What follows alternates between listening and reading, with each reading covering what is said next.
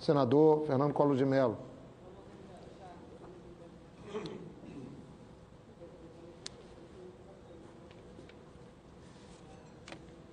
São 20 minutos. O tempo regimentar hoje, senhor presidente, são de 20 minutos, mas, como Vossa Excelência já tinha me falado, tem um pronunciamento importante a fazer. A mesa, com a compreensão dos colegas, será tolerante.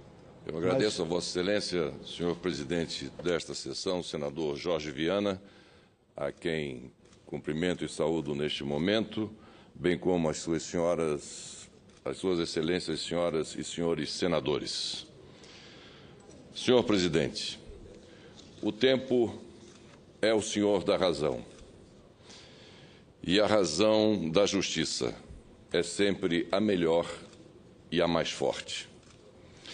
O julgamento da ação penal 465 pelo Supremo Tribunal Federal, no último dia 24 de abril, inspira-me a reproduzir também as primeiras palavras que proferi desta tribuna no ano em que assumi o mandato de senador da República nesta Casa, mais precisamente em pronunciamento no dia 15 de março de 2007.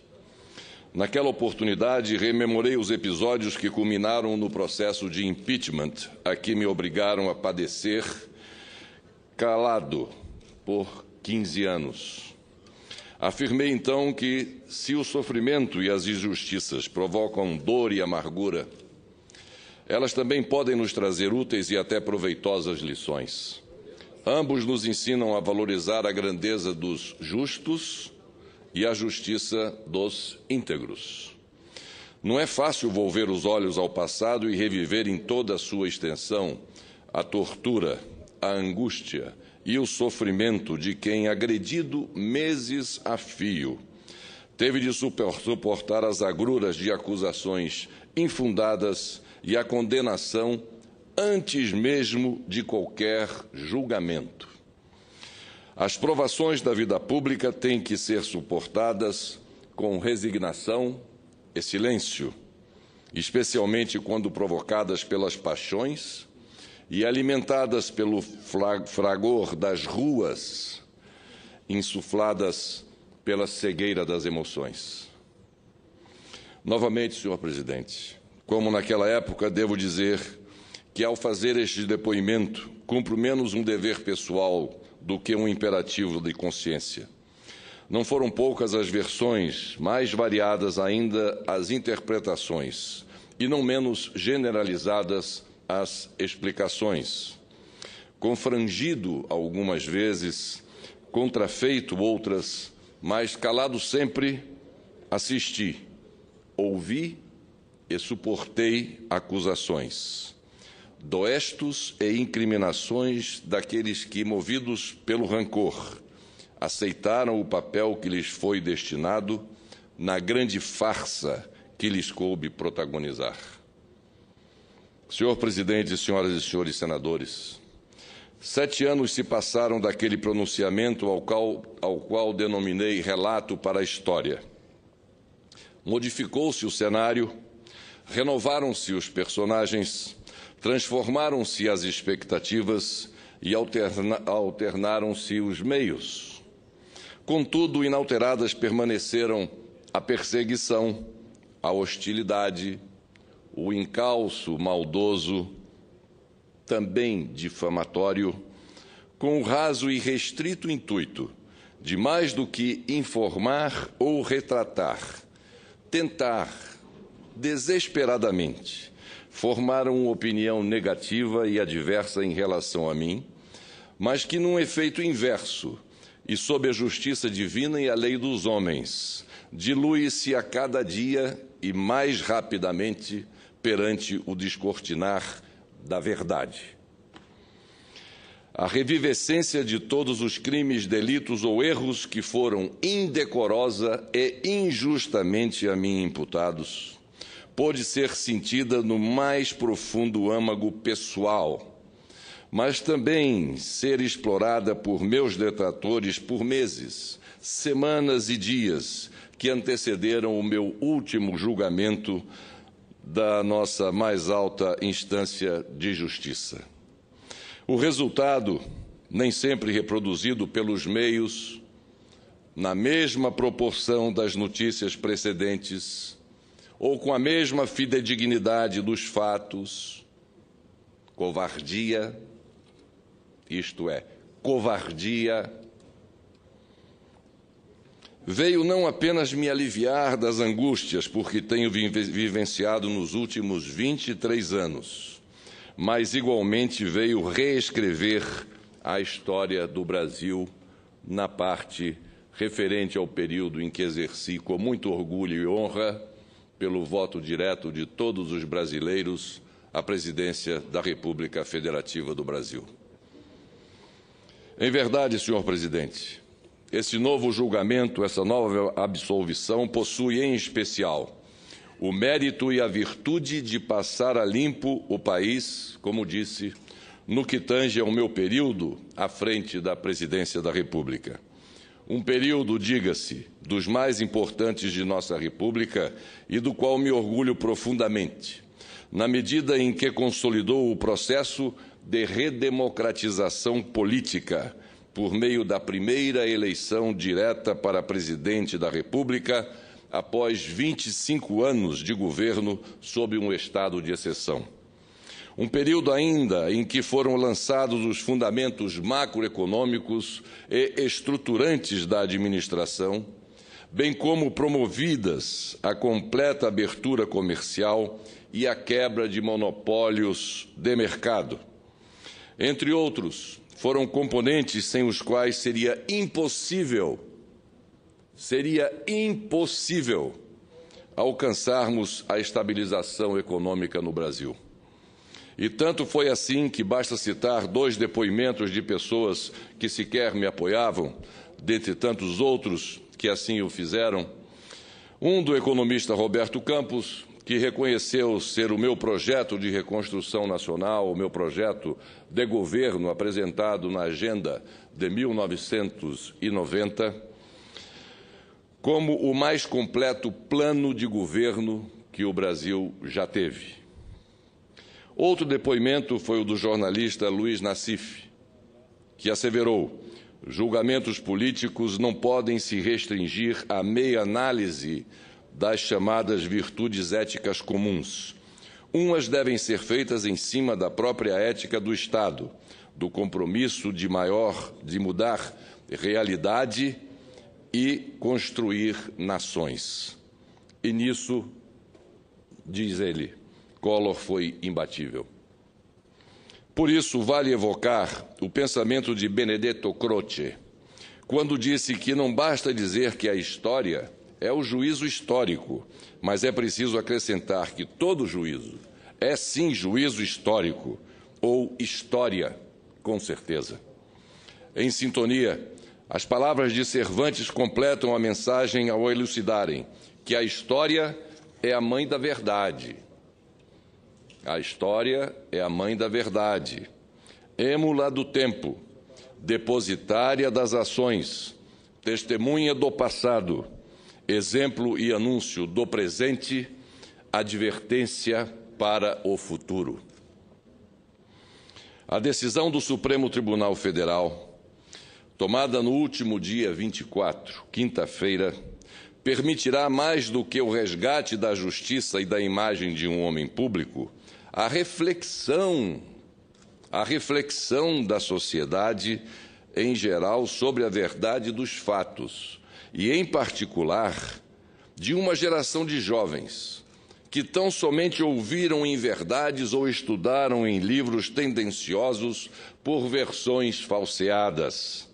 E para que não reste qualquer dúvida, é imperativo realçar a unanimidade dos votos de Suas Excelências, os ministros do Supremo Tribunal Federal, que por 8-0 me absolveram de todas as últimas acusações a mim impostas. A despeito dessa esmagadora realidade do resultado, uma outra vitória aconteceu. Por 5-3, os juízes de nossa Corte Superior entenderam pela absolvição, também no mérito, de outros 2 crimes a mim imputados, mesmo em detrimento de sua prescrição. Não se trata de 3 votos contrários, e sim fruto do debate em torno da absolvição no mérito ou da preliminar de prescrição daqueles crimes. Ou seja, mesmo neste caso, a maioria julgou pela absolvição completa. Ou, em outras palavras, não houve, nos 16 votos proferidos nas 2 votações, quanto às preliminares e quanto ao mérito, nenhum voto pela minha condenação em relação aos 3 crimes de que me acusava o Ministério Público. E não poderia ser diferente. Ao fazer a sustentação oral, meu advogado, Dr. Rogério Marcolino, deixou claro que em nenhum momento a prescrição dos crimes fora objeto da defesa. Insistiu ele que era do meu desejo o julgamento integral do mérito de todas as acusações a mim impostas, sem qualquer subterfúgio prescricional ou de extinção de punibilidade. Foi este o julgamento, o resultado unânime da instância máxima de nossa justiça. Da mesma forma, a defesa sequer alegou o consagrado princípio do direito penal que assegura que nenhum acusado, absolvido por sentença, transitado em julgado, poderá ser submetido a novo processo e julgado 2 vezes pelos mesmos fatos.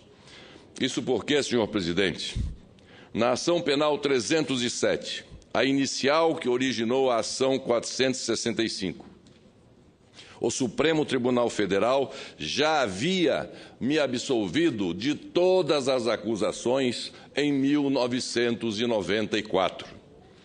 Mas nem isso chegou a ser ventilado em minha defesa. O objetivo era o julgamento integral, visando a absolvição completa, revisada e ratificada pela mais alta Corte de Justiça do país. Afinal, diante da minha certeza e convicção de inocência, a verdade, como dizia Brecht, avança e nada a deterá. A verdade avança e nada a deterá. É o caso exemplar do ditado Vincit omnia veritas, ou seja, a verdade tudo vence.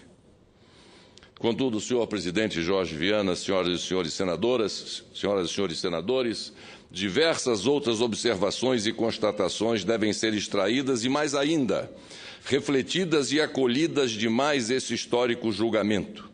A começar pelo parecer de Sua Excelência, a relatora da ação, ministra Carmen Lúcia. Nas palavras do ministro Luiz Roberto Barroso, o voto da relatora foi cuidadoso, meticuloso, brilhante e isento. Apenas esta peça, a do voto, consumiu mais de 50 páginas e sua conclusão foi enfática. O acusado, disse ela, deve ser ele absolvido. Em suas alegações finais, a relatora foi diretamente ao ponto ao qualificar a denúncia do Ministério Público, ou dizendo que à denúncia do Ministério Público faltavam elementos de convicção.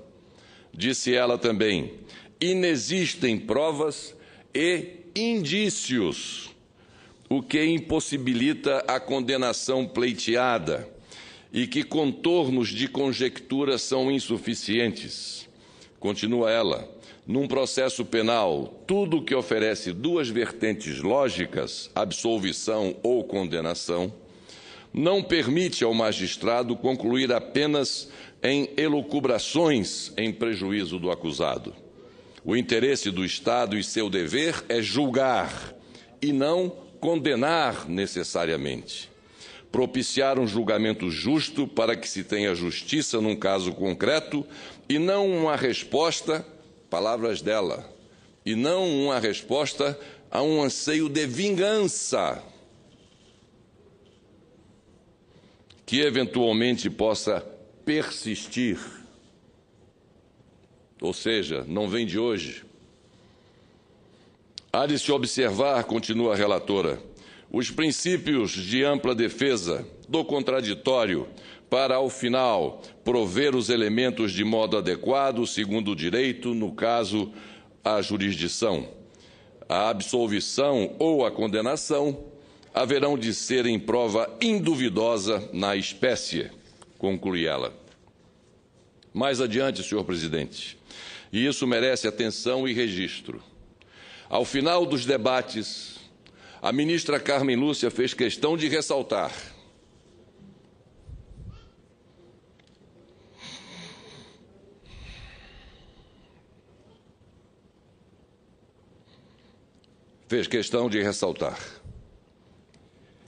esse mesmo réu foi sujeito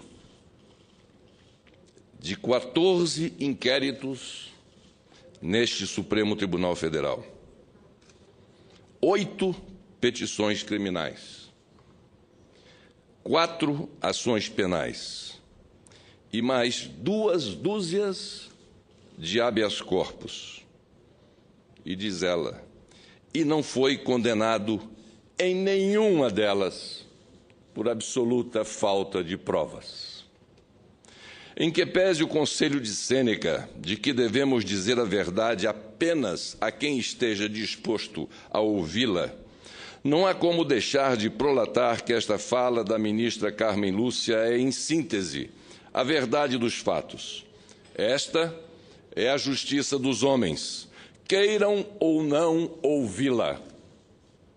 É a justiça dos homens. Isso demonstra ainda, senhor presidente, que esta volúpia, esta sanha acusatória, era de tal ordem estapafúrdia à época desses inquéritos a que me referi, reproduzindo palavras de Sua Excelência a ministra Carmen Lúcia, a esta época a sanha acusatória era de tal ordem estapafúrdia que levou meus denunciantes à insanidade de criarem uma verdadeira fábrica de acusações desprovidas de qualquer sentido ou materialidade, única e exclusivamente pelo afã de perseguição e má-fé. E aqui vale realçar que não adianta aos meios, ou a qualquer um que seja, tentar relevar ou mesmo subestimar a minha completa absolvição, alegando tão somente a motivação de falta de provas, ou seja, insinuando nas entrelinhas ou querendo apontar de forma escamoteada e covarde algum descrédito dos julgamentos. Ora, no direito em qualquer parte do mundo, o elemento essencial para se considerar uma pessoa inocente é exatamente a ausência de provas que o liguem diretamente ao fato da infração penal. O próprio ministro Luiz Fux enfatizou que a absolvição por falta de prova não faz dela melhor nem pior. Na realidade, é como profetizou o escritor Carlo Dossi: ao fogo da verdade, as objeções não passam de foles. O mesmo ocorre quando se pretende minimizar o mérito de uma decisão judicial tomada com base na prescrição, no sentido de ser o resultado mais ou menos benéfico ao réu. Nesse ponto, oportunamente destacou o ministro Teori Zavascki ao relembrar o ensinamento do ex-ministro Francisco Rezec, e isso ele citou no decorrer do julgamento da última quinta-feira, dia 24 de abril, o ensinamento do ex-ministro Francisco Rezec, colocado pelo ministro Zavascki, que asseverou, e abro aspas, há de existir em nosso meio social uma suposição intuitiva evidentemente equívoca do ponto de vista técnico e jurídico de que, numa hipótese como essa, a prescrição, mesmo a prescrição punitiva do Estado, deixa sequelas e, por isso, justifica a pessoa que um dia foi acusada no interesse de ver levada adiante a análise do processo na busca de absolvição deste exato título. Sucede, continua ele, que não é isso que ocorre em nosso sistema jurídico. A pretensão punitiva do Estado, quando extinta pela prescrição, leva a um quadro idêntico àquele da anistia. Isto é mais do que absolvição, diz ele. Corta-se pela raiz a acusação, continua ele. O Estado perde sua pretensão punitiva, não tem como levá-la adiante, esvaziá-la de toda a sua consistência. Finaliza. Soma-se a esse entendimento o fato de existir na prescrição a perversidade imposta ao acusado injustamente pelo excesso de tempo decorrido entre a acusação e o julgamento, que, no caso, deixa de existir. São anos e anos de angústia e padecimento, pelos quais somente quem passa e vivencia está isento para uma real avaliação do mal causado. Pois que, enquanto não absolvido, restará sempre ao denunciado a pecha de réu, de acusado e a recorrente dúvida de todos em relação à sua honestidade e à sua inocência. Nada mais desumano, senhor presidente, para quem tem a consciência limpa e correta.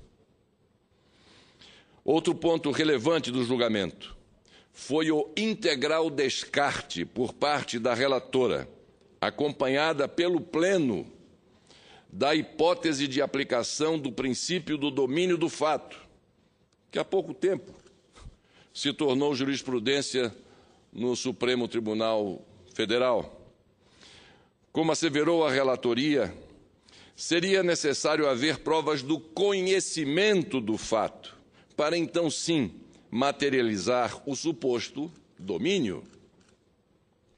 Se nem mesmo o fato ficou claramente comprovado, sequer poderia comprovar o conhecimento e mesmo ainda o domínio sobre ele. Que isto fique também pacificado e sacramentado na mente de cada um. Em contrapartida, não há como deixar de registrar o gravíssimo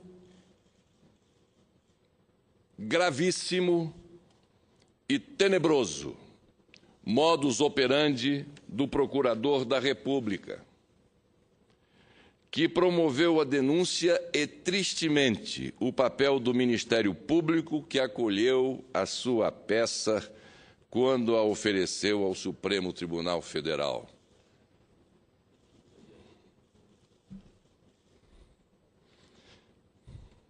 Refiro-me, senhor presidente, senhoras e senhores senadores, a um ponto específico e maldoso, reiteradamente observado pela relatora, ministra Carmen Lúcia.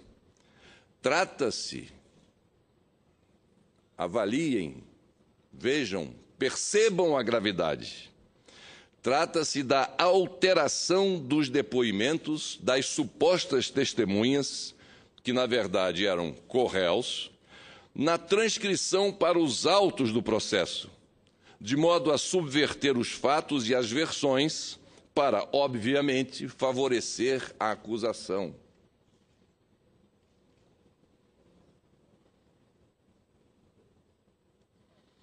Em uma passagem, vejam só a que ponto se chega de uma acusação improcedente. Obrigado, senhor presidente.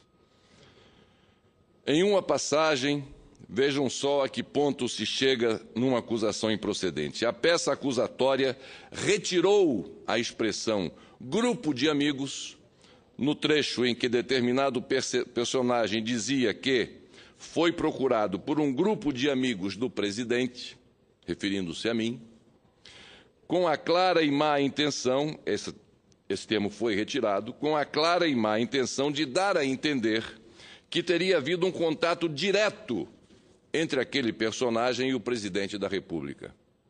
E mais, em outro depoimento, simplesmente a transcrição do Ministério Público omitiu a expressão salvo engano de uma frase que atribuía o julgamento de uma licitação a uma comissão específica.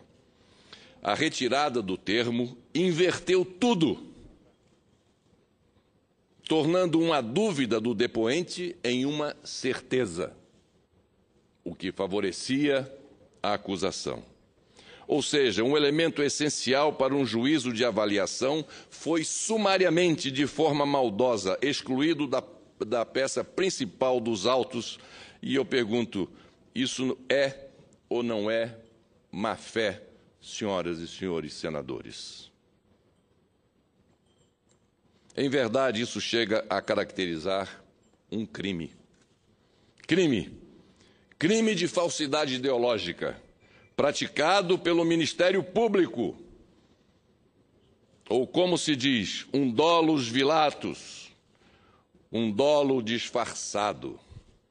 E a julgar por este fato ao final do processo e pelo seu resultado.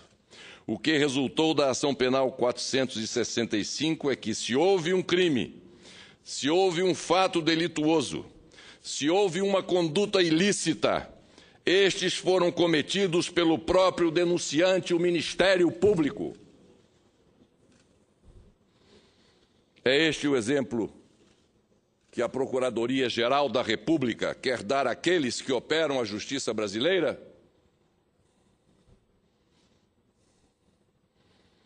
Não por outro motivo. Venho salientando o papel desenfreado e atentatório que determinado grupo de procuradores da República vem exercendo e que só faz deslustrar a importância institucional do Ministério Público, principalmente como um dos pilares básicos do Estado Democrático de Direito. Não foi à toa que Sua Excelência o ministro Luiz Fux, utilizando-se, na minha opinião, até de um eufemismo, classificou a prova apresentada pela denúncia, ou seja, os depoimentos, como, aspas, transcrita de forma infiel, fecho aspas. Também não por acaso a relatora ministra Carmen Lúcia, diante de provas baseadas apenas em depoimentos adulterados e reportagem de revista, denominou a peça acusatória como não sendo, aspas, um primor de denúncia, fecho aspas, a tal ponto que o próprio Ministério Público, que inicialmente destacou, e isso é muito importante, destacou um determinado personagem como peça fundamental do alegado esquema pela suposta proximidade com o presidente da República, na sustentação oral, o Ministério Público, durante o julgamento, reconheceu que se tratava de um servidor de terceiro escalão que nem sequer tinha contato pessoal comigo. Ou seja, tratava-se, na verdade, de um corréu arrolado ilegalmente como testemunha, que tinha tão somente um papel, abro aspas, mequetrefe, fecho aspas, como descreveu o ministro Luiz Fux. Em suma, não caberia outra adjetivação à denúncia que não fosse esta. Uma peça que não preza pelo primor. E nem poderia ser diferente, senhor presidente Jorge Viana.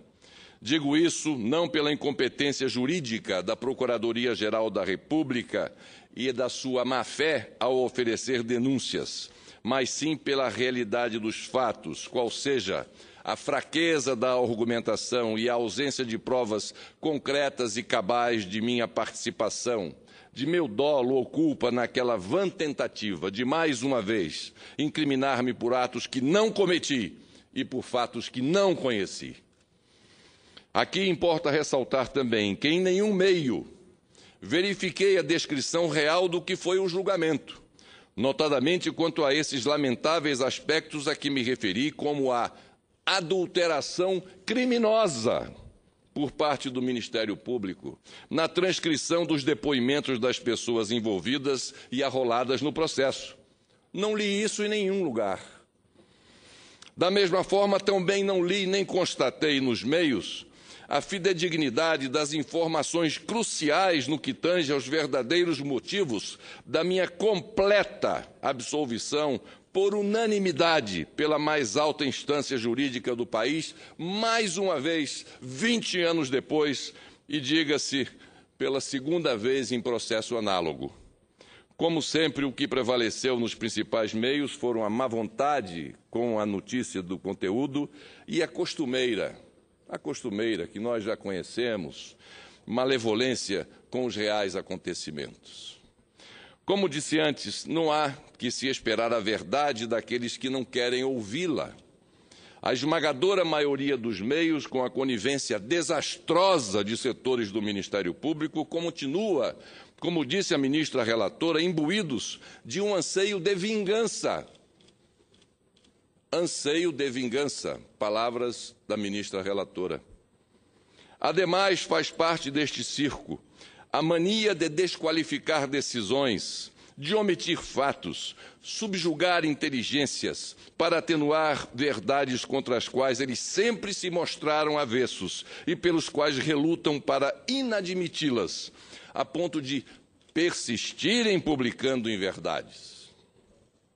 Não por coincidência, os meios tentaram maldosamente, uma semana antes de meu julgamento, vincular-me a um esquema criminoso cuja investigação está em curso pela Polícia Federal.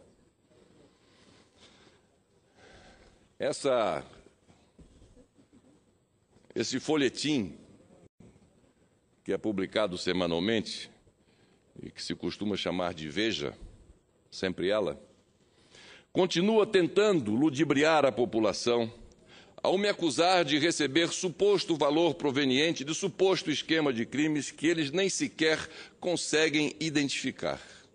Como sempre, o autor da matéria é o mesmo, que saltitando como a borboleta do pastoril, de revista em revista, tem como sentido, pretensiosamente profissional, tão somente tentar me criar moça.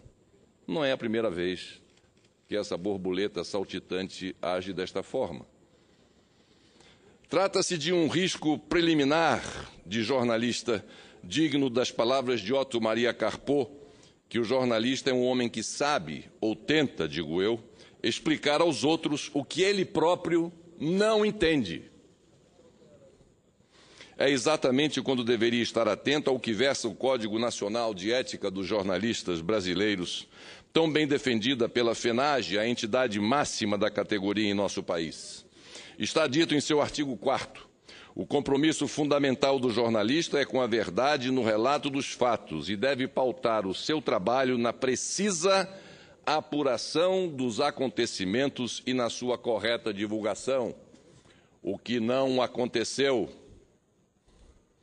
Senhor presidente, senhoras e senhores senadores, é de se lamentar também a participação final no julgamento do presidente do Supremo Tribunal Federal, senhor Joaquim Barbosa. Se no Brasil a justiça, como um todo, padece de letargia, como ele próprio reconheceu ao final de meu julgamento, o presidente da mais alta corte judicial carece, senhor presidente, de liturgia. O senhor presidente da Suprema Corte do país, ele tem uma carência de liturgia para o exercício do seu cargo.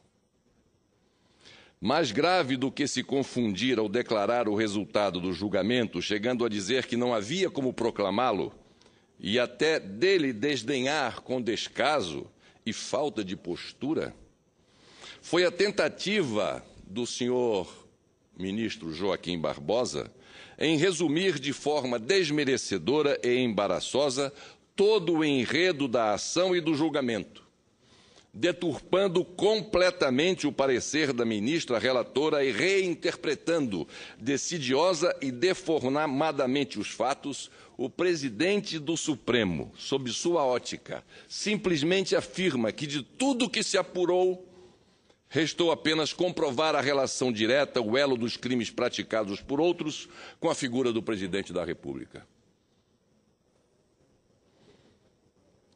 Tudo baseado em, aspas, mais do que indícios, como ele mesmo asseverou. Ora, senhor presidente Jorge Viana, além de a relatora, a ministra Carmen Lúcia, e antes o ministro Menezes Direito, terem se debruçado sobre os autos por 7 anos seguidos, esqueceu-se o ministro Barbosa que todos os outros corréus que supostamente praticaram aqueles supostos crimes ou delitos foram todos eles todos eles, sem exceção, inocentados pela justiça comum, como bem lembrou tanto a relatora como a vice-procuradora-geral da República, que representou o Ministério Público na denúncia. Por isso, vale aqui repetir as palavras da ministra Carmen Lúcia. Disse ela em seu voto, coloco aspas, os laudos grafotécnicos e contábeis não fazem referência ao réu, e sim aos corréus, e que foram, inclusive, absolvidos na justiça comum. Fecho aspas. Palavras da relatora ministra Carmen Lúcia. Em outro trecho, ela ressalta, causou-me estranheza a circunstância de que cada testemunha tenha apresentado versões diferentes ou de versões diversas dos fatos narrados na peça acusatória, e nenhuma imputa ao réu as condutas combinatórias previstas.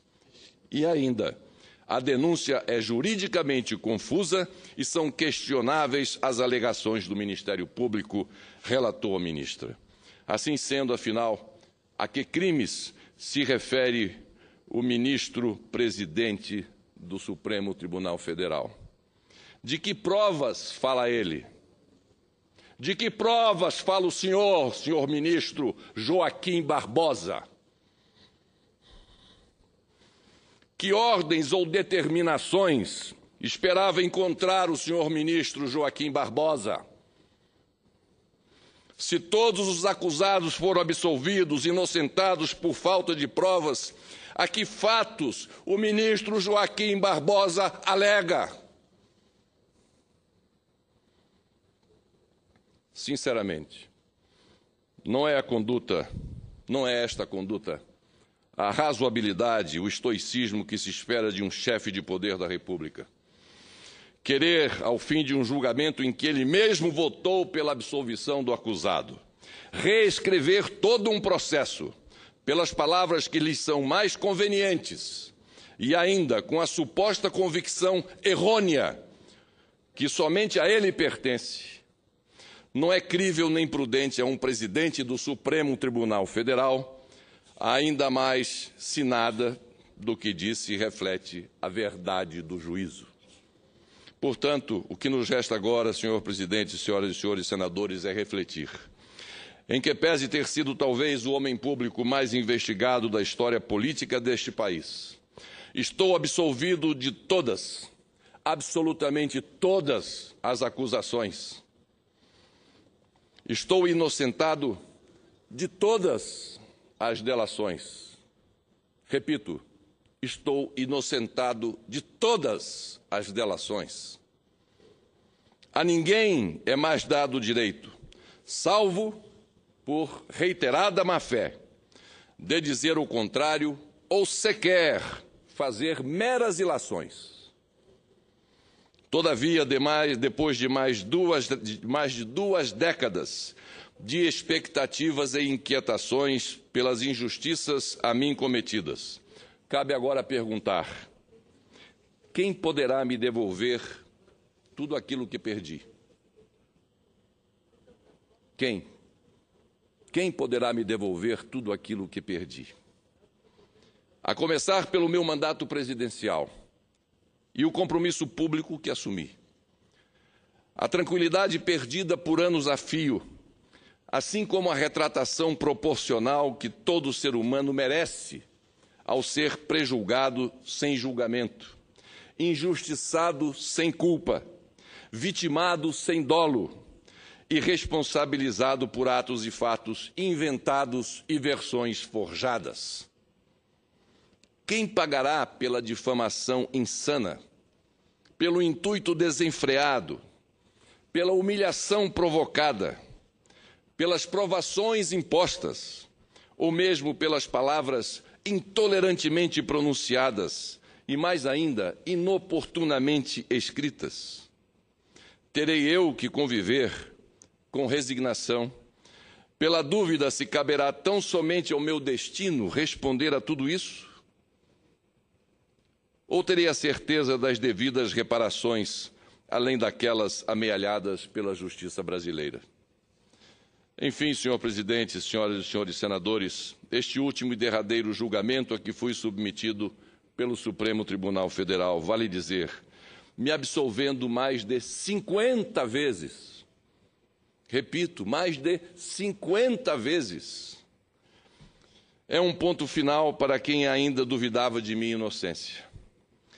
Mesmo para aqueles que, por ignorância, maldade ou inconformismo, entendem que a justiça só se faz se houver condenação. Tem pessoas que pensam dessa forma, que só há justiça quando há condenação. Mesmo que a condenação se dê em alguma delegacia perdida nos subúrbios de Nova York, mesmo para aqueles que, por ignorância, maldade ou inconformismo, entendem que a justiça só se faz, repito, se houver condenação. Será que persistirão nesta rasa interpretação? Aos meus contumazes detratores, aqueles que insistem em não se renderem à verdade ou à justiça, aos meus adversários políticos de hoje e denunciadores, enfim, a todos que por vingança ou inconformismo ainda persistem em me acusar, fica a minha resposta.